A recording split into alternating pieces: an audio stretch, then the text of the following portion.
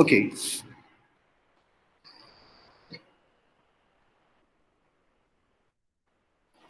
നമ്മുടെ last section എന്ന് പറയുന്നത് എക്കണോമെട്രിക്സിന്റെ ലാസ്റ്റ് 5th മൊഡ്യൂളിലെ ലാസ്റ്റ് സെക്ഷൻ ആണ് എടുക്കുന്നത് കേട്ടോ. That is estimation of auto regressive model.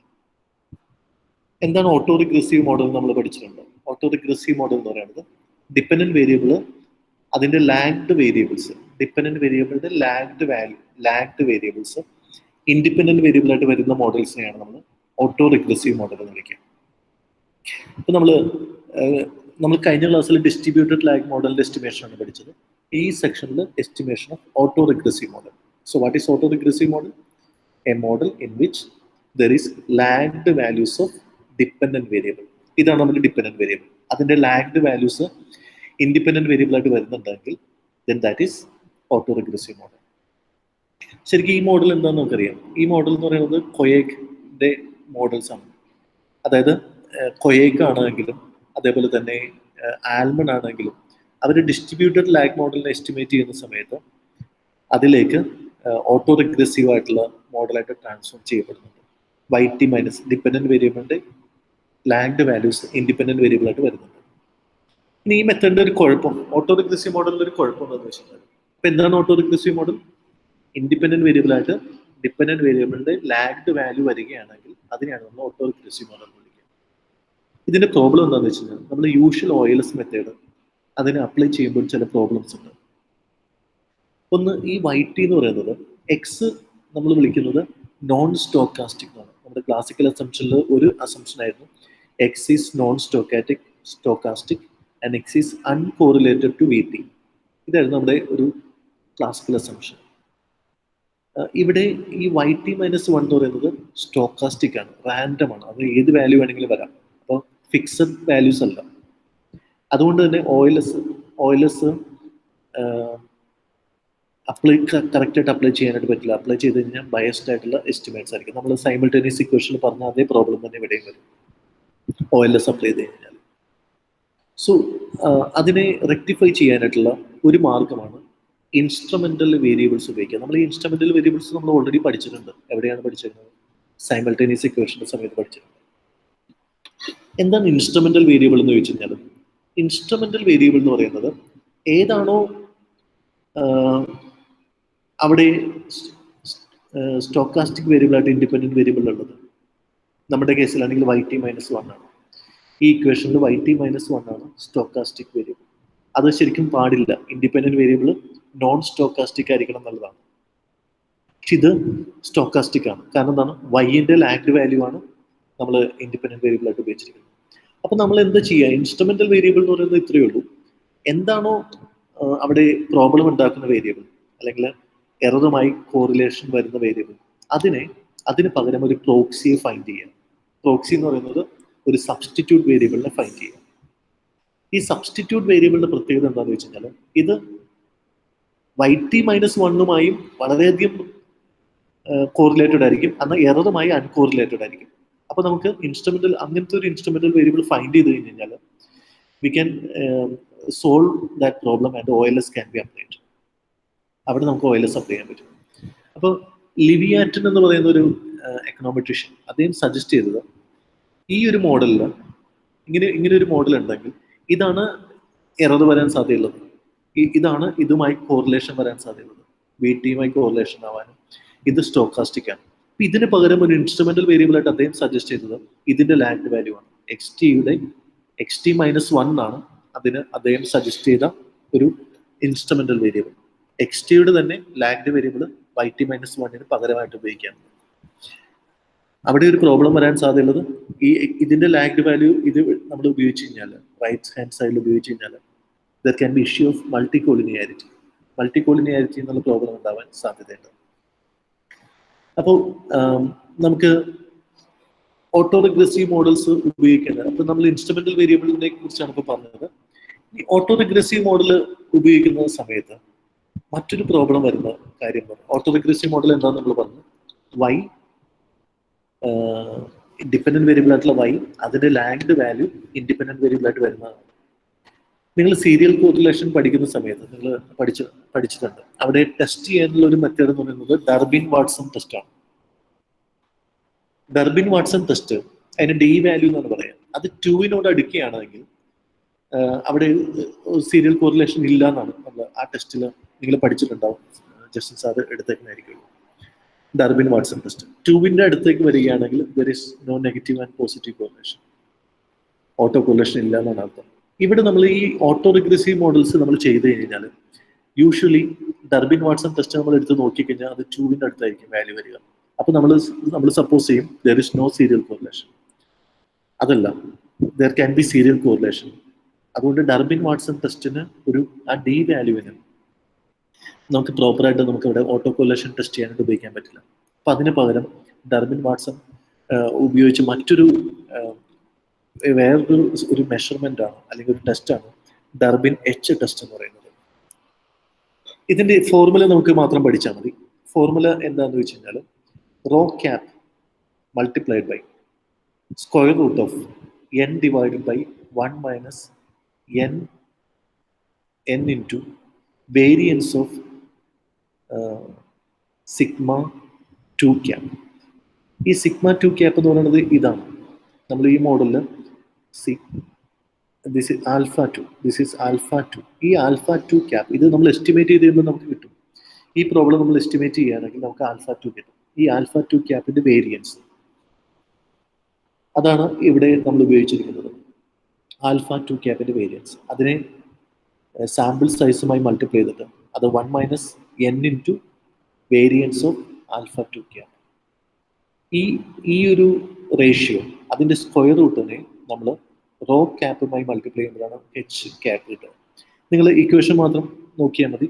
ഈ റോ ക്യാപ്പ് എന്ന് പറയുന്നത് ഫസ്റ്റ് ഓർഡർ സീരിയൽ കോറിലേഷന്റെ എസ്റ്റിമേറ്റ് ആണ് റോ എന്ന് പറയുന്നത്. First order serial correlation. ഇത് ഡർബിൻ എച്ച് ടെസ്റ്റ് ആണ്. ഡർബിൻ എച്ച് ടെസ്റ്റിൽ അവർ വാല്യൂ ആയിട്ട് എടുക്കുന്നത് 3 ആണ് എടുക്കുക. 3 ഓട്ടോ കോറിലേഷൻ ചെക്ക് ചെയ്യാനായിട്ട് ഉപയോഗിക്കുന്നത് 3 ആണ്. 3ന് ഗ്രേറ്റർ ആണെങ്കിൽ ഒരു മാനദണ്ഡമായിട്ട് ഉപയോഗിക്കുന്നത് 3 ആണ്. 3നേക്കാൾ ഗ്രേറ്റർ ആണ് എച്ച് എങ്കിൽ, അല്ലെങ്കിൽ -3നേക്കാൾ ഗ്രേറ്റർ ആണ് എച്ച് എങ്കിൽ then there is auto correlation. അങ്ങനെയാണ് ഡർബിൻ എച്ച് ടെസ്റ്റിന് ഉപയോഗിച്ചിരിക്കുന്ന ഒരു മാനദണ്ഡം. ഇത്രയേ ഉള്ളൂ. വളരെ കുറച്ച് നോട്ട്സ് ഡർബിൻ എച്ച് ടെസ്റ്റിനെ കുറിച്ച് പറയുന്നുള്ളൂ. അതിന്റെ ഇക്വേഷൻ ആണ് ഇമ്പോർട്ടൻറ്റ്. അതിന് എന്തുകൊണ്ടാണ് നമ്മൾ ഈ ഇക്വേഷൻ ഉപയോഗിക്കുന്നത് വെച്ച് കഴിഞ്ഞാൽ ഡർബിൻ വാട്സൺ ടെസ്റ്റ് ഈ ഓട്ടോ റിഗ്രസീവ് മോഡൽസിൽ കൃത്യമായ ഒരു ആൻസർ തരില്ല, സീരിയൽ കോറിലേഷൻ ടെസ്റ്റ് ചെയ്യാൻ ഉപയോഗിക്കില്ല. അപ്പോൾ അതിന് പകരമാണ് ഡർബിൻ എച്ച് സ്റ്റാറ്റിസ്റ്റിക്സ് ഉപയോഗിക്കുന്നത്. അതിന്റെ ഇക്വേഷൻ ആണ് ഈ കാണിച്ചിരിക്കുന്നത്. പിന്നെ അടുത്തൊരു ഇനിയുള്ള ചെറിയ ടോപ്പിക്കിലാണ് സാർജ് ടെസ്റ്റ് എന്ന് പറയുന്നതാണ് അടുത്തത്. സാർജ് ടെസ്റ്റ് നമ്മൾ ഇൻസ്ട്രുമെന്റൽ വേരിയബിൾ ഉപയോഗിക്കുന്ന തരത്തിലുള്ള ഇൻസ്ട്രുമെന്റൽ വേരിയബിൾസിന്റെ വാലിഡിറ്റി ചെക്ക് ചെയ്യാൻ വേണ്ടി ഉപയോഗിക്കുന്ന ടെസ്റ്റാണ് സാർജ് ടെസ്റ്റ്. സാർജൻ എന്ന് പറയുന്ന ഒരു എക്കണോമെട്രീഷ്യനാണ് ചെയ്തിരിക്കുന്നത്. സാർജ് ടെസ്റ്റ് എന്ന് പറയുന്നത് എന്താ നോക്കാം. ഇത് ഉപയോഗിച്ചിരിക്കുന്നത് എന്താണ്? ഇൻസ്ട്രുമെന്റൽ വേരിയബിൾസിന്റെ വാലിഡിറ്റി ചെക്ക് ചെയ്യാൻ വേണ്ടിയാണ് സാർജ് ടെസ്റ്റ് ഉപയോഗിക്കുന്നത്. നമുക്ക് ഇൻസ്ട്രുമെന്റൽ വേരിയബിൾസ് എപ്പോഴാണ് ഉപയോഗിക്കേണ്ടതായിട്ട് വരിക? ഇൻസ്ട്രുമെന്റൽ വേരിയബിൾസ് ഉപയോഗിക്കേണ്ടതായിട്ട് വരിക ഇൻഡിപെൻഡന്റ് വേരിയബിൾ എററുമായി കോറിലേഷൻ വരുമ്പോഴോ അതല്ലെങ്കിൽ ഇൻഡിപെൻഡന്റ് വേരിയബിൾ സ്റ്റോക്കാസ്റ്റിക് വേരിയബിൾ ആയിട്ട് മാറുമ്പോഴോ ആണ് നമ്മൾ ഇൻസ്ട്രുമെന്റൽ വേരിയബിൾ ഉപയോഗിക്കേണ്ടതായിട്ട് വരിക. ഇപ്പം ഈ ഇക്വേഷനിൽ നമ്മൾ ഈ ആദ്യം കാണിച്ചിരിക്കുന്ന ഇക്വേഷനിൽ ഇതാണ് നമ്മുടെ സ്റ്റോക്കാസ്റ്റിക് വേരിയബിൾ ആയിട്ട് വരുന്നത്. ഇതിന് പകരമാണ് നമ്മൾ പ്രോക്സി ഉപയോഗിക്കേണ്ടത്.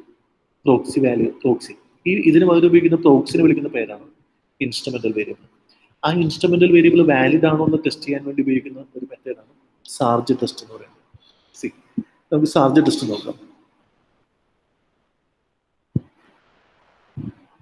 സാർജ് ടെസ്റ്റിൽ നമ്മൾ ഈ റിഗ്രഷനിലുള്ള എല്ലാ വേരിയബിൾസിനെയും 2 ഗ്രൂപ്പായിട്ട് തിരിക്കുകയാണ്.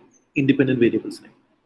ഒന്ന് ഇൻഡിപെൻഡന്റ് വേരിയബിൾസ് എന്ന് പറയുന്നത് എററിൽ നിന്ന് ഇൻഡിപെൻഡന്റ് ആയിട്ടുള്ള വേരിയബിൾസ്. അതായത് ഈ വേരിയബിൾസ് നോൺ റാൻഡം ആണ്, അല്ലെങ്കിൽ ഫിക്സ്ഡ് ആണ്, നോൺ സ്റ്റോക്കാസ്റ്റിക് ആണ്. മറ്റു വേരിയബിൾസ് നമ്മൾ x1, x2, xp എന്നുള്ള നമ്പർ ഓഫ് കൊടുക്കും. എത്രയും വേരിയബിൾസ് ആണ് അത് ഇൻഡിപെൻഡന്റ് ഓഫ് എറർ ടൈം ആണ്. അതിൻ്റെ അർത്ഥം എന്ന് പറയുന്നത് ആ ഇൻഡിപെൻഡന്റ് വേരിയബിൾസ് നമുക്ക് ധൈര്യമായിട്ട് ഉപയോഗിക്കാം, ഒരു കുഴപ്പമില്ല. അത് ഫിക്സ്ഡ് ആണ്, നോൺ സ്റ്റോക്കാസ്റ്റിക് ആണ്. നമ്മുടെ ക്ലാസിക്കൽ അസംഷനെ അത് സാറ്റിസ്ഫൈ ചെയ്യും. അതേസമയം നമ്മൾ വേറൊരു ഗ്രൂപ്പായിട്ട് തിരിക്കുന്നു ഇൻഡിപെൻഡന്റ് വേരിയബിൾസിനെ. അതെന്താണ്? ആ ഇൻഡിപെൻഡന്റ് വേരിയബിൾസ് എററുമായി കോറിലേറ്റഡ് ആണ്. അപ്പോൾ ഈ വേരിയബിൾസിന് പകരമാണ് നമ്മൾ ഇൻസ്ട്രുമെന്റൽ വേരിയബിൾസ് ഉപയോഗിക്കുന്നതായിട്ട് വരിക. ഫസ്റ്റ് സ്റ്റെപ്പ് എന്ന് പറയുന്നത് നമ്മൾ ആ ടോട്ടൽ വേരിയബിൾസിനെ, ഇൻഡിപെൻഡന്റ് ആയിട്ടുള്ള എല്ലാ വേരിയബിൾസിനെയും നമ്മൾ രണ്ട് ഗ്രൂപ്പായിട്ട് തിരിക്കുന്നു. ഒന്ന് നോൺ സ്റ്റോക്കാസ്റ്റിക് വേരിയബിൾസ്, നമുക്ക് ധൈര്യമായിട്ട് അതിനെ മോഡൽ ഇൻക്ലൂഡ് ചെയ്യാം. രണ്ടാമത്തത് those variables which are correlated with error, അതിനെ നമ്മൾ വിളിക്കുന്ന പേര് Z1, Z2, ZQ എന്നാണ്. ഓക്കെ, ഇനി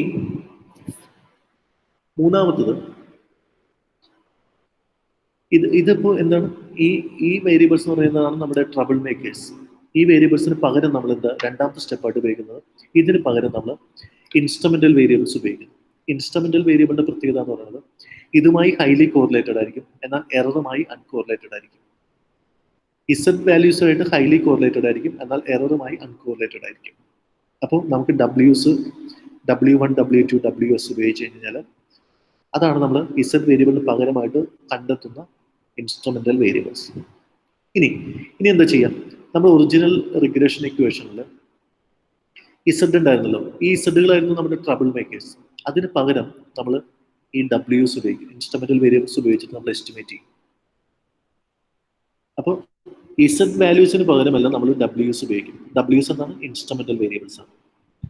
എന്നിട്ട് നമ്മൾ അതിനെ റിഗ്രസ് ചെയ്യുമ്പോൾ നമുക്കൊരു റെസിഡ്യൂവൽസ് കിട്ടും. അത് മോഡൽ നമ്മൾ വരക്കണമെന്നുണ്ടെങ്കിൽ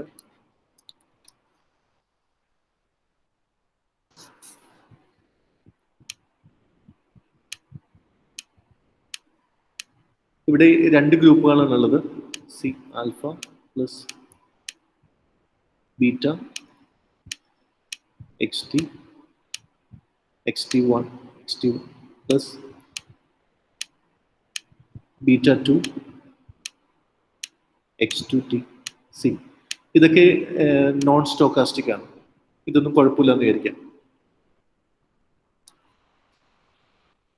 അതായത് ഈ വേരിയബിൾ എക്സ് വേരിയബിൾസ് എല്ലാം എന്താണ്, നോൺ സ്റ്റോക്കാസ്റ്റിക് ആണ്. ഇത് നമുക്ക് മോഡലിൽ ധൈര്യമായിട്ട് ഉപയോഗിക്കാം. ഇനി suppose there are Z values, beta 3 Z1T plus beta, this is 3, this is 4, Z2T. ഇത് ഈ കാര്യങ്ങൾ നോൺ സ്റ്റോക്കാസ്റ്റിക് വേരിയബിൾസ് ആണെന്ന് വിചാരിക്കാം. ഇപ്പൊ നമ്മുടെ എക്സാമ്പിൾ ആണെങ്കിൽ YT-1 എന്നൊക്കെ പറയുന്നത് പോലെ. കാരണം ഇത് എന്തിനോട് കോറിലേറ്റഡ് ആണ്, UT-നോട് കോറിലേറ്റഡ് ആണ്. അപ്പൊ ഈ രണ്ട് വേരിയബിൾസ് ഈ രണ്ട് വേരിയബിൾസിന് പകരമാണ്, ഇത് രണ്ടും എററുമായി കോറിലേറ്റഡ് ആണ്. അപ്പൊ നമുക്ക് ഇതിന് പകരമാണ് നമ്മൾ ഇൻസ്ട്രുമെന്റൽ വേരിയബിൾസ് ഉപയോഗിക്കേണ്ടത് വരിക. അപ്പൊ നമ്മൾ ഇൻസ്ട്രുമെന്റൽ വേരിയബിൾസ് ആയിട്ട് നമ്മൾ ഉപയോഗിക്കുന്നത് എന്താണ്, ആൽഫ പ്ലസ് രണ്ട് ഗ്രൂപ്പായിട്ട് നമ്മൾ തിരിച്ചു.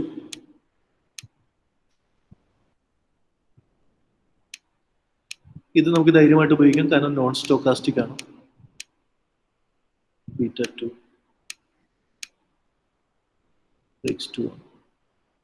X2T. ഈ വേരിയബിൾസ് എല്ലാം നോൺ സ്റ്റോക്കാസ്റ്റിക് ആയതുകൊണ്ട് നമുക്ക് ധൈര്യമായിട്ട് ഉപയോഗിക്കാം. സപ്പോസ് നമുക്ക് ഇതിന് പകരം നമ്മൾ എന്ത് ചെയ്യുന്നു, ബീറ്റ 3, ഇതിന് പകരം നമ്മൾ എന്താണ് ഉപയോഗിക്കുക, W1T. ഇതാണ് നമ്മുടെ ഇൻസ്ട്രുമെന്റൽ വേരിയബിൾ. ഇതിന് പകരമാണ് നമ്മൾ ഇതിന് പകരം നമ്മൾ ഇത് ഉപയോഗിക്കണം. അപ്പൊ ഈ വേരിയബിൾ ഇതിനോട് ഹൈലി കോറിലേറ്റഡ് ആണ്, എന്നാൽ ഇതുമായി അൺകോറിലേറ്റഡ് ആണ്, UT-യുമായി അൺകോറിലേറ്റഡ് ആണ്. Plus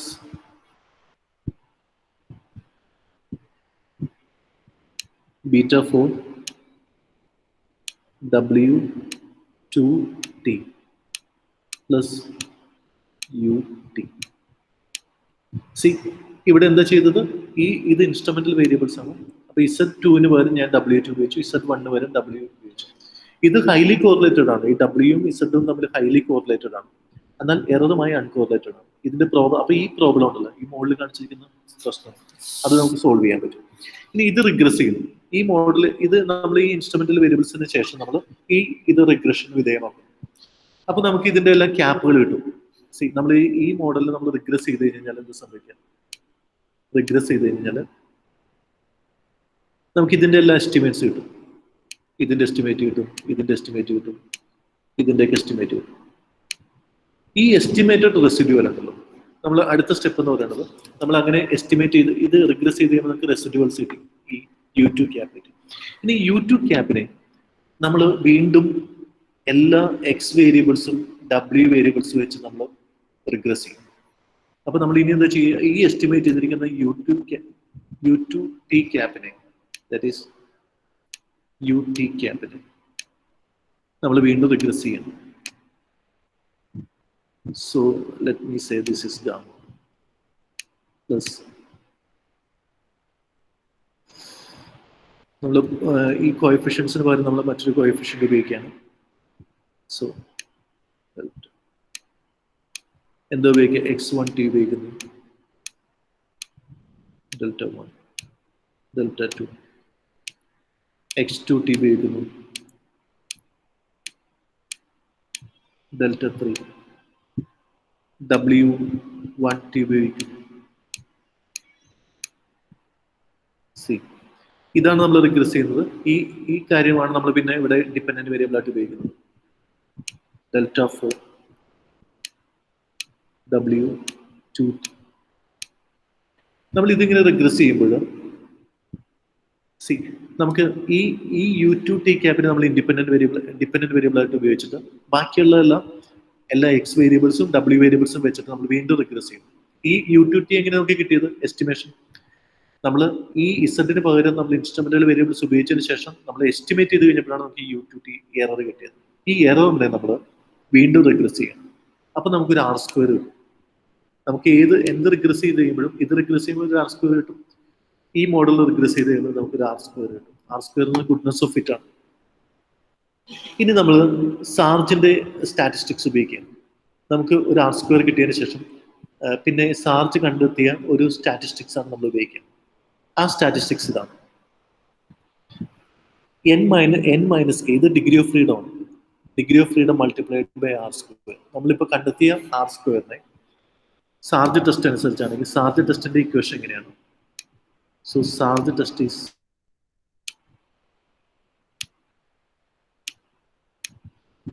n minus k. This is degree of freedom. നമ്മൾ ഡിഗ്രി ഓഫ് ഫ്രീഡം k എന്ന് പറയുന്നത് നമ്പർ ഓഫ് പാരാമീറ്റേഴ്സ് ആണ്. ആ പാരാമീറ്റേഴ്സ് സാമ്പിളിൽ നിന്ന് കുറച്ച് കഴിഞ്ഞാൽ നമുക്ക് ഡിഗ്രി ഓഫ് ഫ്രീഡം കിട്ടും.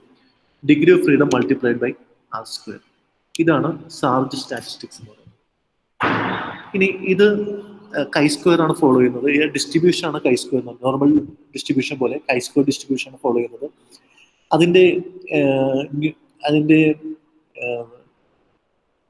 എസും ക്യൂ എന്ന് പറയുന്നത് നമ്മളിവിടെ ഈ ഇക്വേഷനിൽ ഇത് നോക്കാം. എസ് എന്ന് പറയുന്നത് ഈ ഇൻസ്ട്രുമെന്റൽ വേരിയബിൾസിന്റെ എണ്ണമാണ്. എസ് എന്ന് പറയുന്നത്. ക്യൂ എന്ന് പറയുന്നത് നമ്മൾ ഉപയോഗിച്ചിരിക്കുന്ന എറർ ടൈമിന്റെ എണ്ണമാണ്.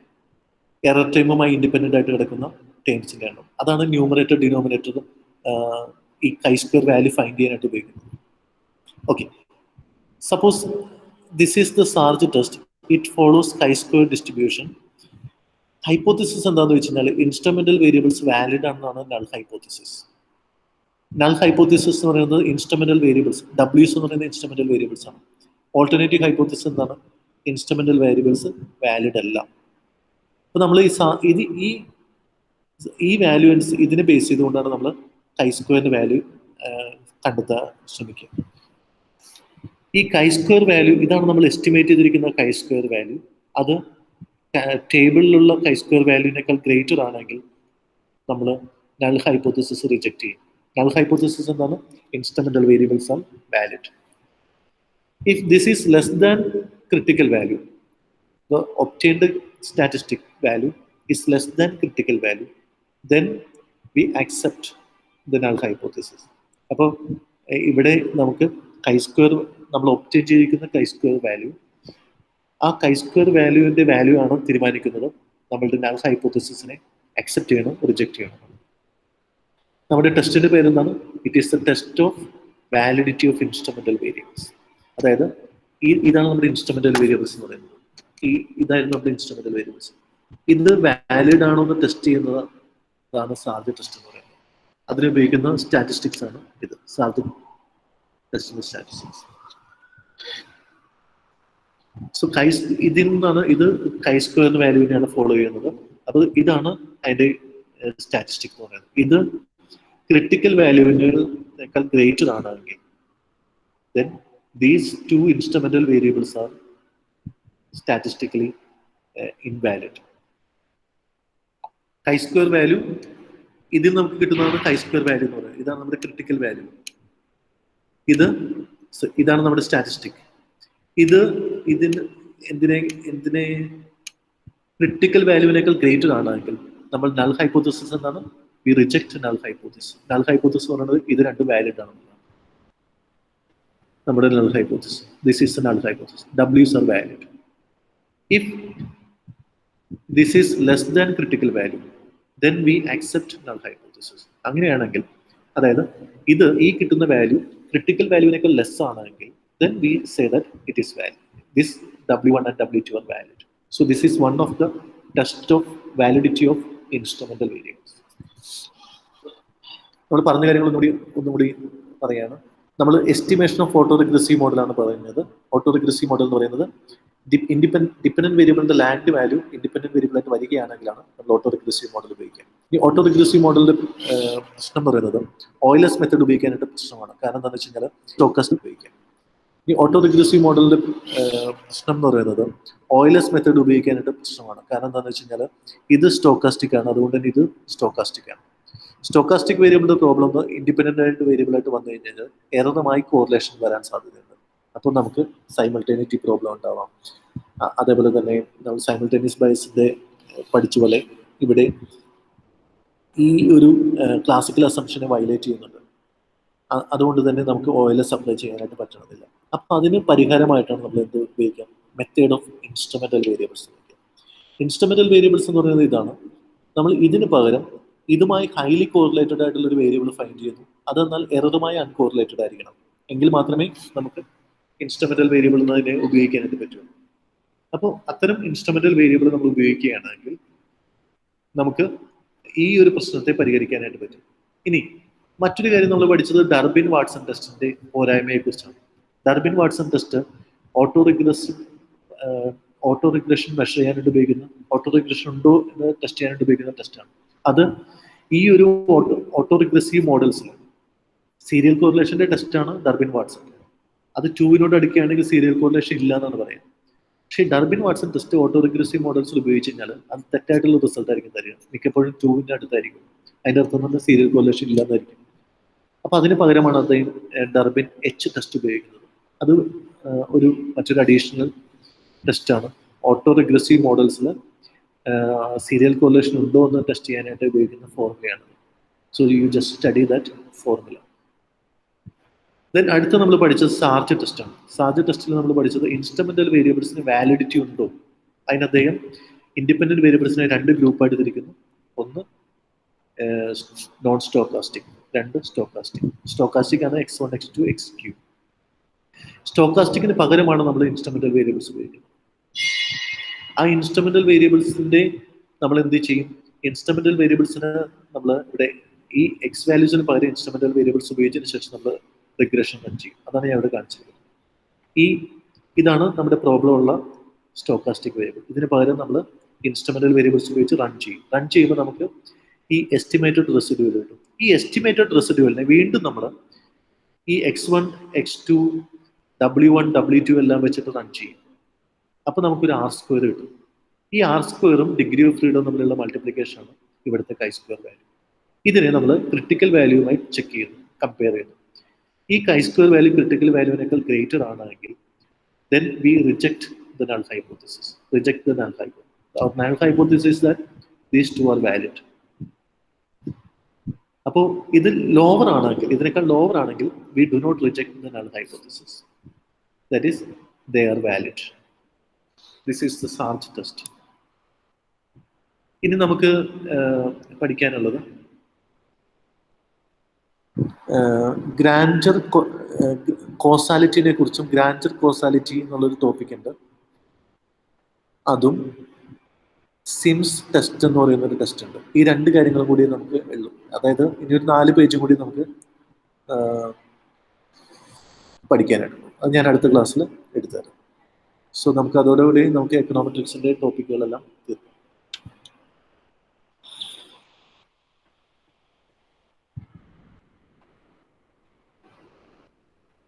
ഇപ്പൊ എടുത്തേക്കുന്ന ടോപ്പിക്ക് മനസ്സിലായോ നിങ്ങൾക്ക്?